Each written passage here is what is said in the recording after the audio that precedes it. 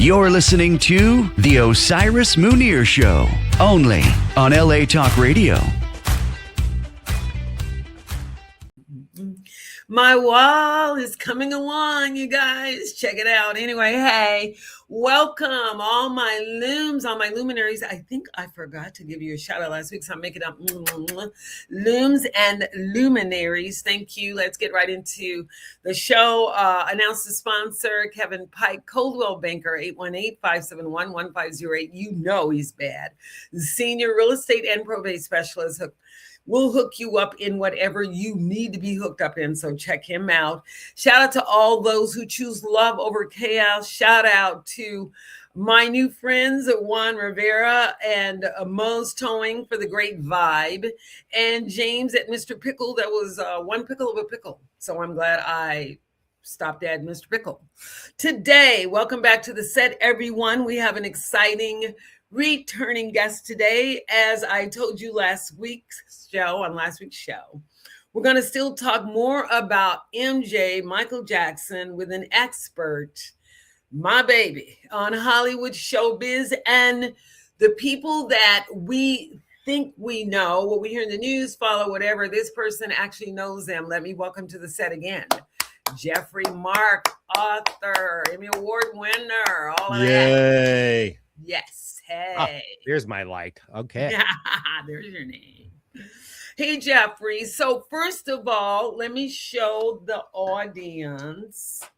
Sam, our wonderful guy that's the owner of LA Talk, sent this to me and I got so excited, but it's one of many posts that Geoffrey Mark, see that handsome face right there? Got called in and they wanted to talk to an expert and they called him. So first of all, thank you for coming to the set again. Love your presence. Thank you. And first question out, the California Post, all of the Post, New York Post, California Post, Daily Mail, all of them carried some pieces of conversation from interviews that you had about the one and only King of Pop, Michael Jackson. And his movie is out, Michael, if you have not seen it. So given the type of personality that Michael had, how did you come to know him? Oh, golly. It's a funny thing. You know this about me. That stuff just sometimes seems to happen to me. Right place, right time, or someone taps me on my shoulder and, oh, hello, I'm in the middle of something. Michael, as those of you who are fans of Michael's and have followed his story, especially the last few years of his life, know that there was a man, Dr. Arnold Klein, who was his dermatologist and was involved with Michael. I don't mean romantically. I mean in his life and his medications and his lifestyle. Arnie, for whatever reasons, bless his heart, had an enormous crush on me. And Arnie pursued me romantically for like a year. But I didn't like the approach. And this will fit in with Michael in just a second, because listen to the approach. I'll send a limo for you. I'm going to Aspen. I'll send a plane for you. Does your mother like opera? We'll fly your mother in and I'll send a limo and we'll go to, and I say, Arnie, stop. I'm not for sale. If you want to get to know me better, invite me over for dinner. But you don't need to spend 3 cents. And, I'm sorry, that does not impress me. I know lots of wealthy people.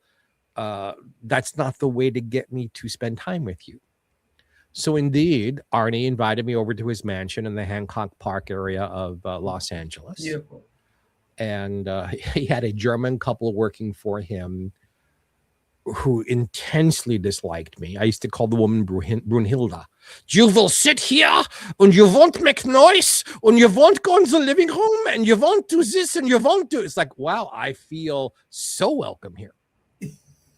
But that led to other dinners at which Michael and other doctors and attorneys and his entourage, I was a part of that for a little while. Because not because I wanted to date Arnie. Arnie was a very strange man, brilliant, but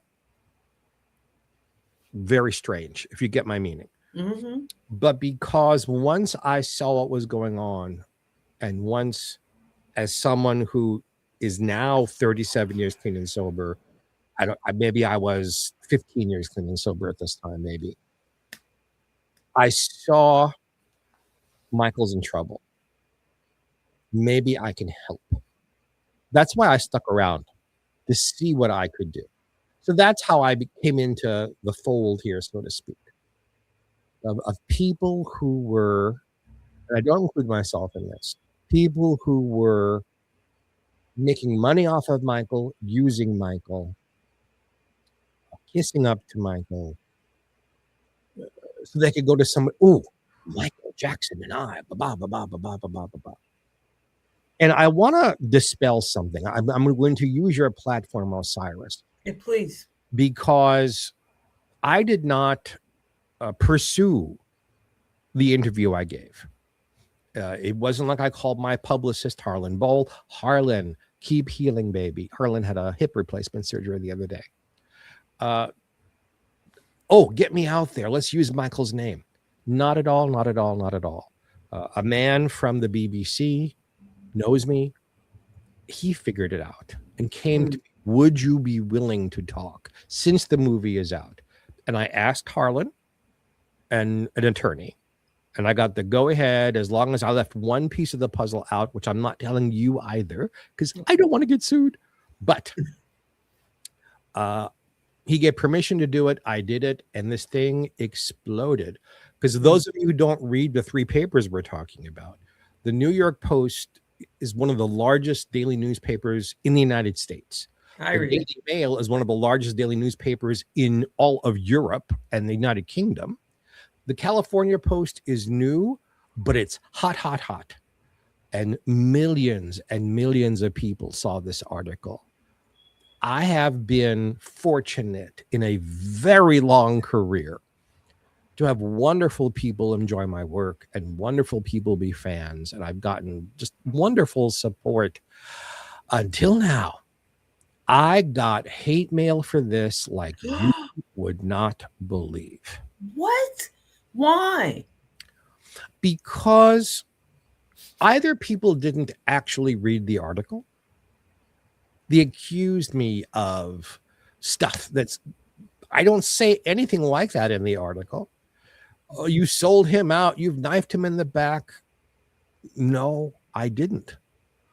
And I think people these days just like to get angry. They look for a reason to get their feelings hurt so they can explode with righteous indignation. And nobody threatened me. If they had, I would have gone to the police and there'd be a bigger story here. But nobody threatened me. It wasn't like I'm feeling, but people got very upset. Not anybody who knew me. The hate mail all came from people who are not Facebook fans or Instagram fans, or these are people I've never heard of. And you know, I just blocked them and went on with my life. And they don't know anything about entertainment. I tell people this all the time. All of these people that all of a sudden you have the internet and you're exposed to certain things about industries that you would never be exposed to, please reserve your judgments. Entertainment is multi-layered. It's a multi-layered industry. There's people come and go all the time. You may not hear people years and all of a sudden they do a new movie and there they are again, blah, blah, blah. You know, those kind of layers are in entertainment. So please, people out there that call yourself children of the light, don't judge people and you don't really know whole stories. It's unfair and it's slanderous and it will come back to you. How would you feel if you got judged and no one knew you and you had to be like, oh no, I didn't really mean, I didn't say that. Same thing. So put yourself in other people's shoes. It might help you along the way. I mean, how would you like it if I came to where you worked and said, hey, you're really lousy in bed. Stop being a sex worker. You wouldn't like that. No. So this is what I do. But please know, folks, I did not go, ooh, a movie is coming out. How can I make money off of this? First of all, I wasn't paying a penny for the interviews. And it's multiple interviews and video, and it's going to be on the BBC as well eventually. BBC is the British Broadcasting Corporation, for those who don't know what that is. Yes, yes. I've made no money off of this. Osiris, you're the only show I've been on talking Oh, about it. thank you. You're welcome. I'm Well, honored. you should be, because I've turned down stuff, but you're different. We have a history, and I trust you. Thank you. And I love LA talk radio, because I have a long history with LA talk radio. Right. And the man who owns all of this, Sam, is a habibi to me, a friend. So I came on for all of that. Thank you. But I'm talking probably too much. Just it's become a thing in my life. At a time where I'm really busy with new projects, and I have some friends who have either just passed away or who have been very, very ill. So it's like, folks, you know what? I have a life, and I neither want nor need to deal with other people's anger. Well, let's talk about, before we talk about your friend, since you mentioned it, let's talk about a few of the people that have passed away. I want to bring the reality around that we all have to go. And I will answer any questions you want to ask about Michael and me. I mean, that's fine. That's why I'm here. We're going to get back into that, but I want to express empathy and sympathy to those who have gone on. I wanted to just add one little piece of information. This is a cycle we call life. So one reason that Geoffrey and I and Sam and other people like us don't have time for these little BS problems that everybody out there seems to have is because life is really something to be treasured and lived. And it's a lot of stuff that goes on in life. So please involve yourself in your life, and don't waste your time involving yourself in other people's lives that don't have anything to do with you. So Geoffrey, what did you want to say about those who have passed that we adore and treasure? Well, it's far and away from Michael for a moment, but that's okay. Whatever you want. I was fortunate enough many years ago. There was a wonderful man named Jack Riley, who was a wonderful comedy actor. He was a regular on the Bob Newhart show in the 1970s. He played Bob's craziest client, Mr. Carlin. Bob and I had Bob, listen to me. Jack and I had a relationship. And Jack threw himself a birthday party one year. And Johnny Crawford, from the wonderful, iconic television kid, Johnny Crawford from the Westerns and things he did as a kid, became a musician and big time band leader and things. He was performing and I sang. And at this party was a man named Howard Storm. Howard had been a pretty big nightclub comedian of the 1950s and 60s. He had been all over the Borscht Belt, all over Las Vegas, and he did really well. He never became a superstar, but he did really well. What he did become a superstar in is transitioning from being a comedy performer to being a director. Oh. And Howard Storm directed like almost every episode of Mork and Mindy. He directed countless classic sitcoms. So, and Jack is now gone. And so I always mourn for Jack. And it was very strange. We thought nobody knew. And at his memorial service, Bob Newhart comes over to me. You know, Bob was a very I love Bob hands-off, not touchy-feely guy at all. And Bob came over to me and kissed me on the cheek. Oh. And said, "I'm sorry for your loss." Oh. He knew. We didn't think anybody knew. No. But so, and we've lost Bob since then. We're all sorry for your loss. Well, thank you. Well, Jack's gone a number of years now. So, you know, the pain is there, but I've gotten way used to it. And, you know, I have a complicated personal life because the people in my life also had other relationships. That's just how it worked out. So we'll do a whole show about Geoffrey Mark's complicated personal life. Yeah, just on you. But to get to the story we're trying to tell here. So Howard Storm, and there were other celebrities there as well, had started a group called Yarmy's Army, named for Dick Yarmy, who was the brother of Don Adams from Get Smart. Yarmy was their real family name. Dick was also a comedian, but he didn't become anywhere near as famous as Don. I was very close to Don. Dick died from cancer. And the comedians who kept taking him out to lunch every week to keep him going, Dick said, it's these lunches I'm living for. The doctors gave him like 90 days. He lived for over a year. And he said, just to go to the lunches. Well, when he died, they formed Yarmy's Army in his honor.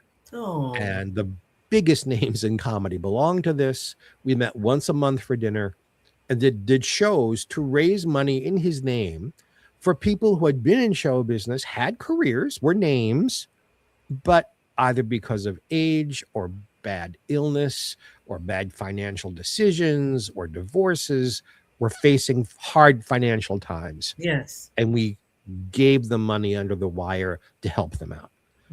When I say famous comedians, I'm talking about Buddy Hackett. I'm talking about Jonathan Winters. I'm talking about Pat Arrington Jr. I'm talking about Don Knotts. I'm talking Howard Shecky Morris. Green. Wasn't Shecky Green in that pile? No, Shecky would visit from time to time, but he wasn't a regular. So you're talking the classics. Shelley Berman, yes, Louis Nye. On it, just I could name 12 more names that you would know. And time went on, and our group began to thin out as people began to pass away. It is one of those things, it happens in all walks of life, but especially in show business. If you're lucky enough to be mentored by the generations that came ahead of you, or before you, I should say, really, you're going to lose them if you live long enough at some yourself. Point, yeah. Well, we were a group of about 40 people, on and off, whoever would show up that month because people were busy working and doing other things. I think there's 3 of us left. Howard was the ringleader. Howard was one of the nicest human beings you'd ever want to meet. And I came home from being out and about to find out that Howard had passed away and that his wonderful wife, Patricia, had predeceased him by a few months. So I always want to mention Howard Storm's name. Howard was a brilliant comedy guy. He was a wonderful, wonderful director.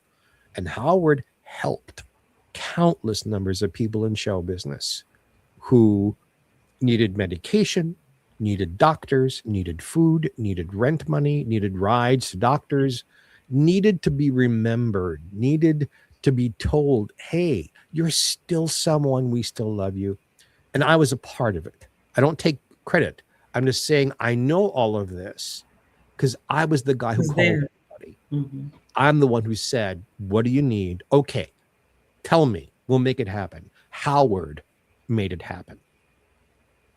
Our friend Ron Carey, a wonderful comedian from Barney Miller. And Ron I remember Barney. Ron was a Buddhist. I met him. Ron had a stroke on the phone with me one night. Wow. It was Howard who got the ambulance and got him safe. Steve Landisberg from Barney Miller was a member of our group. Hal Linden came once in a while. I know Hal Linden. We had big hitters in that group. I mean, you would sit there and go, how can I possibly be sitting with these people? And it's a funny thing if we can talk just for one more minute about the group. So I was brought in, certainly the youngest person in the group. Okay. And as far as I was concerned, the least famous, as far as I was concerned. Turns out that wasn't true, but that's how I felt about it. But this is not a secret. I just told you I had a relationship with a man. I was the only openly gay person there. And I took, comedians can slice and dice you with their words. And I took an awful lot of flack from people there who they were either testing me or they were just homophobic. Just negative. Yeah. Just negative. Negative people. And so that you don't get sued, I will leave out the name of this person. Okay. Thank you. But there was a person there who would publicly needle me in these dinners. And a book came out. Oh, by the way, before I tell the story, I always forget, am I allowed to use 4-letter words on this show or not? Yes. Okay. I mean, you know, because it's in the context of you talking about a story. You're not just like blasting out 4-letter words. Just Okay, I'm just warning you. So, folks, if 4-letter words bother you, turn the volume down. But it's a funny story. So this man, hey, Jeff, there's a new book out that says that Paul Newman is bisexual. Is that true? Did you? ... And I'd had enough of this. And I said, we'll call him Person. I said, you know, Person, just because I let you suck my cock once, you think I know about everything gay? You couldn't breathe for about 4 minutes from all of the laughter. And he never did that out again. Because when you stand up to a bully, they stand down. Because nobody there discussed their personal life. We were there to discuss comedy. People didn't even discuss their wives and children and grandchildren unless, heaven forfend, they had a sick wife or something. Then they would bring it up. Hey, would you pray for Sarah? She's ill. But other than that, we didn't talk about sex. We talked about comedy. That's what we were there for. Okay, so someone's been doing their research, because the latest Kevin Hart's roast, Dwayne Johnson comes out, sits in a chair, and tells Kevin, "You little midget," or whatever he goes, "bend down and do it, suck it." And everybody in the audience is roaring. So someone's been doing their homework, and I figured because it's Dwayne Johnson, it was a little safer to have him do a joke of that type versus someone that was really raw and, and something made the, and I was like, where it's still comical, but not dirty. It's a funny thing about roasts. People don't understand what roasts really are. Roasts got started by the Friars Club. I was a member of the Friars Club. Okay. I was at real, honest Friars Club roasts, not the ones you see on television. And the Friars Club in Beverly Hills? There were two. Oh. The original Friars Club was in New York City. Oh. After World War II, Milton Berle, who had been a big part of the one in New York, wanted that kind of fraternity for the West Coast. So Milton and some other people started the Beverly Hills Friars Club. The two groups were interconnected, meaning if you belong to one, you belong to the other for membership. And Jack Riley got me into the Friars Club. So at the Friars Club roasts, the idea was to be as filthy dirty as you possibly could, to embarrass the person, to show respect. We love you so much. We think you're so good that we're going to step on you, and we know you can take it. So we're not going to say, I love you. We're going to say nasty things to show our respect to you. And this had been going on for years and years and years and years and years. And often Milton Berle was the subject of the humor. Of the ridicule. Because Milton, bless his heart, was very blessed between the legs. And everybody knew about it. So the jokes that came out because of that. No, you did not. You know, Milton Berle cannot have safe sex anymore because they run out of silos. Wonder what kind of protection he had to use back in those days. The words that came out of his mouth were good protection. But so I won't get sued. Yes. You guys go look at Kevin Hart's roast. Yes. So you can see exactly how Dwayne Johnson and Kevin Hart played off of each other's sexuality without being sexual. So you don't get it twisted and go back and we said something that wasn't true, because you have to watch the roast in order to understand how it played into it. And it was you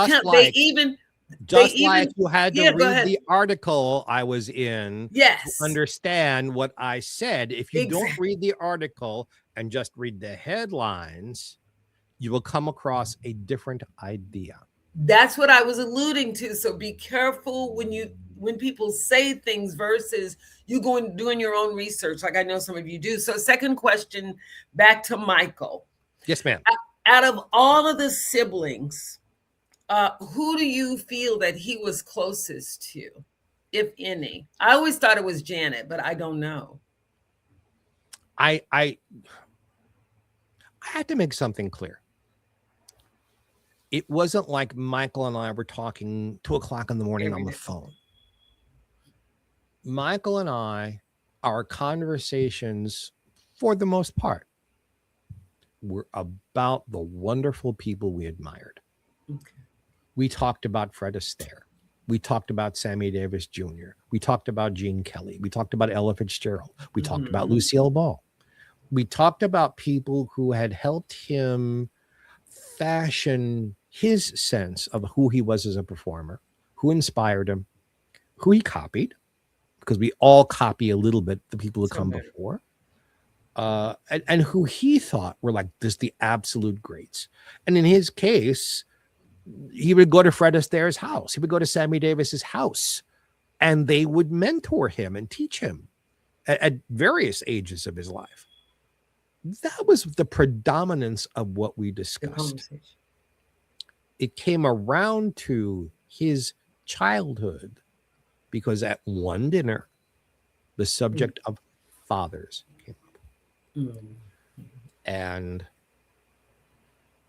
you know, everyone took a turn, and I said, I'm sorry. I can't be a part of this conversation. My father molested and tortured me. Talking about my father is not pleasant dinner conversation. It isn't pleasant any kind of conversation. And that led to Michael and I talking about father and son relationships and being touched as a child, which are two separate things.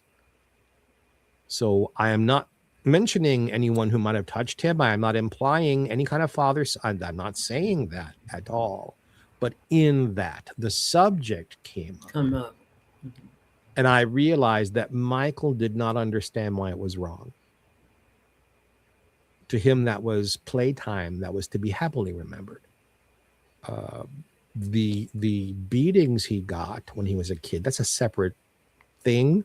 That is known, that was not a secret. Right. The article makes it sound like that's all Michael and I talked about. No, but we didn't talk about his relationship with his siblings. I in my memory, he mentioned LaToya the most, but that could have been anything in a time. You know, when you have a lot of brothers and sisters, as you get older and younger and change and stuff, the relationships changes. Yeah. So I couldn't tell you his whole life. Who was he closest to? Who did I hear about the most? LaToya. Okay. So that leads me to my third question. You may have as many as you like. Have you seen the movie, Michael? No. Okay, so I can't ask you that. I thought perhaps I wanted to know if you thought of how true to life it was. So let me give my other question. Well, I can answer it a little bit. Okay, good. That I do know that they don't go anywhere near any of this in the film. Yes. And I'm told it's a good movie. I'm told it's an entertaining movie. I'm told by people closer than I to the subject that minus the things it does not discuss, it handles his music and his career very, very well. So bravo to you for doing it. I just don't understand how you can make a movie like that and completely ignore this kind of stuff.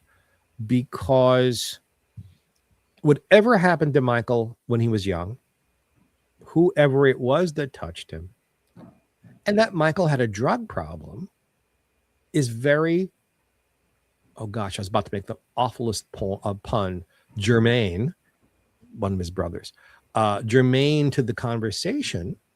And I don't know why that was left out, other than whoever was producing this movie was afraid of legalities. Yes. but at least the specter of it should have been discussed. Mm-hmm. If you're going to do a biopic of someone, you know, the days when they would do biopics of the greats like Al Jolson and Fanny Brice and their movies, I mean, yes, they existed and there were 2 or 3 facts that were right. The rest of it was fiction. Today, we expect a little bit more from films like this. And I am surprised that they didn't bother to do that. You know, it would be like if someone came to me and said, we want to turn your book on Ella Fitzgerald into a movie. And by the way, I really wish you would. Her family would like it to happen. Her foundation would like it to happen. I've got the book. I have the rights. Call me. Especially if you're an African-American director, because that's what we want. Mm-hmm. But if they said to me, you can do the movie, but Jeff, the part where she was raped and tortured at the girls' reformatory, yeah, we're not going to do that. I said, well, and we're not going to talk about her time on the streets, and we're not going to talk about her living in a house of prostitution as a lookout. Well, then you're leaving out all the building blocks that help make her her. Who she is, yeah. Her story. Why? You don't have to judge the events, just report them. Let the audience judge them. The judging should be, all right, X, Y, and Z happened. How did that affect the person? Mm-hmm. Mm-hmm. That's terribly interesting. With Michael, it's the same thing. X, Y, and Z happened to Michael Jackson when he was young, when he was in middle, when he was getting older. Michael and I are like just a few days apart in age. Now he'd be a senior citizen. Well, how would have all of that affected him if he'd lived? That to me is fascinating. Yes. And I've rarely met someone who accomplished as much as he did, who was such a man-child. Brilliant, focused, knowledgeable beyond belief about his craft, about the business of show, and how to put on a show. So both sides of that. I don't mean the money part. That he knew nothing about. That was other people took care of that. But as far as the exigencies of life, Michael was an innocent. And usually people who are like that don't accomplish very much in life because they live their lives as if they're still a child. Their outlooks on life and their focuses are childlike and even worse, childish. I don't think Michael was childish, but he was very childlike. I don't want to run out of time, but I wanted to ask you a quick question just to intervene since you brought up Ella Fitzgerald. Yes, ma'am. Why is it that there's so much more focus on Nina Simone and not Ella? On IG, I paid attention. TikTok, IG. Because it's all Nina Simone. Nina Simone. I'm like, where's Ella Fitzgerald? It comes and goes. A new release, a new song, something charts that was re-released. Nina Simone, no disrespect to Miss Simone at all, is not a tenth of the star that Ella Fitzgerald was. There are Billie Holiday fans who ask, why is Ella better known than Billie Holiday? Well, because Ella lived. Billie died. And Ella was a bigger recording star. It doesn't take away from Billie's star. So why certain people, why in the heck has there not been a good movie made about Louis Armstrong, the king of jazz? There's nothing. I've written the definitive book on Ella Fitzgerald. The people involved with her want a good movie done and a good documentary done. I cannot find African-American artists, writers, directors, people who want to touch the project. I might have someone. Well, then we'll talk off camera. Yes. Because this is a wanted. Yes. Thing. And the story is so compelling. But I would like, before we get off the air and before we get off of Michael,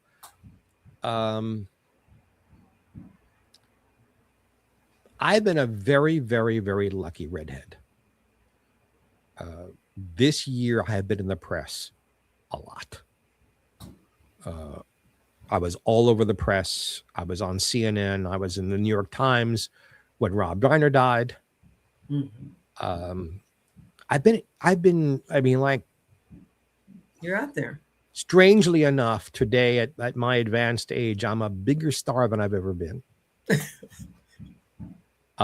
So thank you for that, folks. But you know what? None of this was because these last few things I've talked about. I didn't pursue it. This is the press coming to me. Came to you. Either me directly or through my publicist, Harlan Ball. But you know, I was at a Hanukkah party and came home to find out about Rob Reiner. The next day, the New York Times was calling me, CNN was calling me, WGN Radio was calling me. Me, not even Harlan, me directly, because they've dealt with me before. They had my phone number. I don't use other people's tragedies to shine the spotlight on me. It just, I'm there. I have been very, very lucky to have been friends with, worked with, in some cases been the confidant of, and in some cases the intimate partner of some extraordinarily famous people. And in some cases, like John Lennon's death, I happened to be there as a witness. It just worked out that way. Has nothing to do with my talent, my career, because if we're talking about my talent, plug, I just recorded an album. Yes. I just recorded an album. Geoffrey Mark sings the Ella Fitzgerald songbook, 14 songs with a big band, and it'll be out in July. Okay. So look for that, folks. Wherever you buy your music, either as a CD or electronically, you will be able to find it. And vinyl is back. I mean, it has never left, but thanks to the DJs out there that has kept the vinyl alive while they go through the transition of adding in new, taking away old, or whatever. So one more question I want to ask you. What, in your opinion, we only have a few minutes, you know, we got to go close out, but I want to know, in your opinion, what is the biggest privacy issue that celebrities face when being a celebrity? Does it come from friends, family, outside people? Who are they most likely to need to be more aware of than anything else, or situation or whatever? You asked a very good question. I'll try to give you a short answer. It's a common, there's not one thing. Back in the day when everything was controlled by publicists, no one could just contact a celebrity and talk. You went through a publicist, or you went through a studio or a television network or a radio network or a record label or something. Today, every telephone has a camera. Every telephone has a recording device. Everywhere you go. I am not the biggest star in the world. I'm very aware of that. But every time I leave the house, I have to be prepared that it's a public appearance, because everywhere I go, I'm recognized. Not mobbed by mobs of fans, but everywhere I go, every store, every restaurant, someone walks over to say hello and ask for an autograph. We have a picture with you. One has to be careful about how one looks. Dawn Wells from Gilligan's Island, Marianne, told me this. She said, Jeff, these cameras that are on phones are going to kill us, because you can't just go out to the store anymore. You have to get all dressed up to get a carton of milk, because the day you look like crap is the day someone's going to go click and it's going to end up in the National Enquirer, which I don't think even exists anymore. I was in the National Enquirer 3 times. One time they outed me, but there is that. It isn't like the old days where if you're caught doing something, your career is over.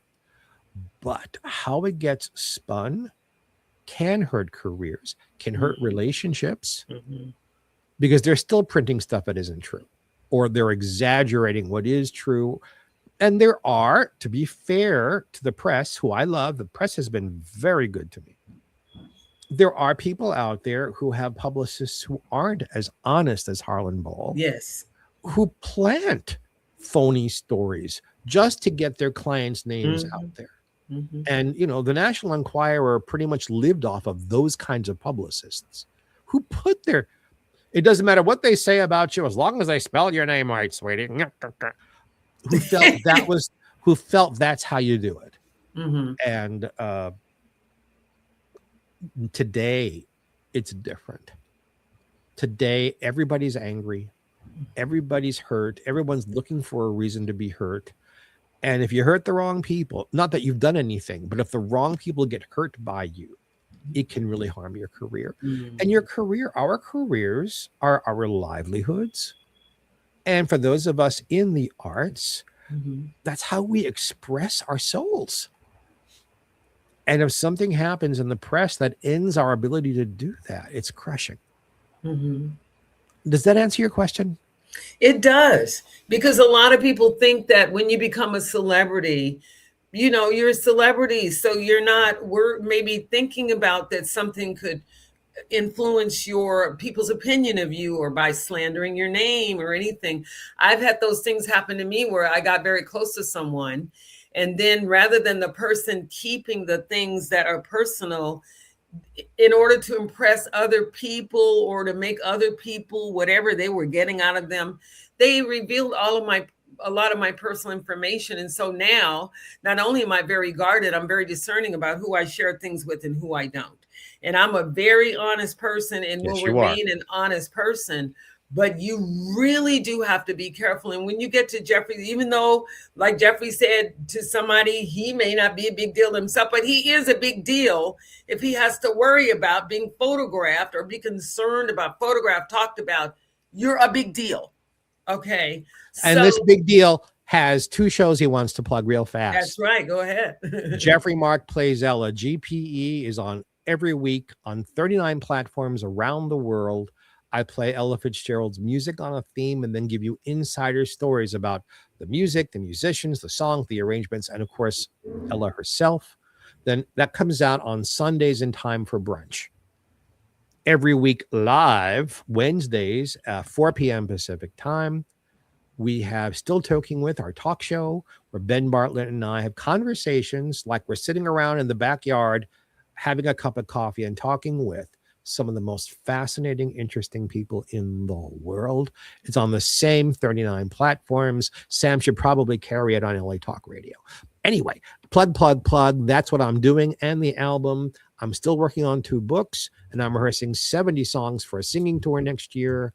And I'm a guest on the Osiris Munir Show. Yes, you are. And thank you for being, I really, there are not many people that I feel some sort of affinity towards, even though I'm very social like yourself. But Geoffrey is one of those people that if you meet him and you're fortunate enough to meet him, you do kind of want to hang on to him. So I've always told his publicist, look, I'm not trying to take anybody. I just love people, and I'm naturally have a heart. So I tend to express that if people don't know me. But anyway, before we go, you plugged your books. Where can we find you on social media? Where can we find about the books and everything like that? Tell us. Okay, Geoffrey Mark, as it's spelled in the lower third below me right here. I'm on Facebook. Geoffrey Mark is on Instagram as Geoffrey Mark Showbiz, all one word. Okay. There's a GPE page, GPE Presents page on Facebook, because there's 2 more podcasts we're starting soon. I will soon have 4 shows. Wow. But I'm doing all different shows. Okay. So all of that is there. Anytime I'm singing anywhere or doing comedy anywhere, it's on those pages. You can come see me in person and spend some money, please. And the books, you can find all the information about the books there. And, hopefully if I come anywhere near you, come out and I'll sing some jazz and make you laugh and help alleviate the stresses and strains of everyday life. Come have a nice evening with me. Woo, and there are lots of them. So we have a wonderful person. I mean, I love him. I don't care if you do. I love him. We love him. A lot of people love him. So what I want to do is hit me up on my social media, Osiris_Munir_ the painter on IG, and just Google my name. We recently just put a bunch of stuff on feeds. So we are literally all over the place, all at the same time, everywhere. And so without your support, we could not do this without you. I could do it without you, but it wouldn't be any fun to do it by myself. So I have to do it with somebody. You like doing it together, not doing it by yourself. So, and boy, do you trust me not to say anything about that. Go ahead. I know you would. I knew you'd pick it up. But I want to tell you, I love you for the kind of people you are. Like I love this gentleman and because you stand up for what's right and you stand up for what we believe in. And without those things, what in the world would this globe and planet that we call Earth look like? So don't forget to smile. It works wonders. Thanks. Shout out to my beautiful, beautiful human being I know and love, Sam Hassan with LA Talk Radio. Without you, I would not be here. So thank you so much. And then again, shout out to Geoffrey Mark, the one and only Geoffrey. Do you want to say one more thing before we head out? We got like 1 minute. Go. Harlan Bowl, get better really, really fast, because without you, my career stands still. So do everything what doctors say and heal that hip so you can get back on your feet and make me even more famous. All right? All right. We love you, Harlan. Get well. See you soon. Okay, everybody. I will talk to you later. Geoffrey, it's been a pleasure always, as always, having you on the show. And don't forget, God bless and have a happy. It works wonders.